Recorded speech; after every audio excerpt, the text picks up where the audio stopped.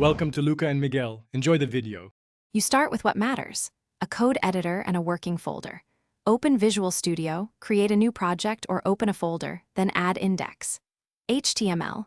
Install Live Server or confirm the built-in preview so you can see changes instantly. This saves time while learning. Once done, set your default browser and check that HTML autosave or format on save is enabled.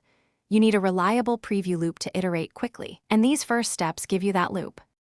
You now build structure and add tools. Create the HTML5 skeleton and include meta tags for charset and viewport so pages render correctly. Use Emmet abbreviations to type fast. Emmet expands into full tags, which reduces mistakes. Link a style sheet and script file to separate concerns, styles in CSS, behavior in JavaScript.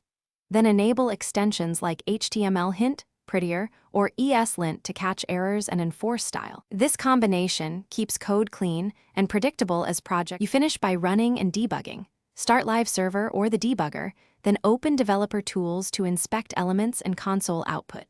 Set breakpoints in JavaScript and step through code to find logic errors. This explains why something fails.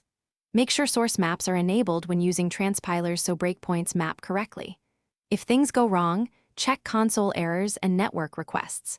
Finally, hard refresh the browser to avoid cache issues. This single step often resolves stale asset problems.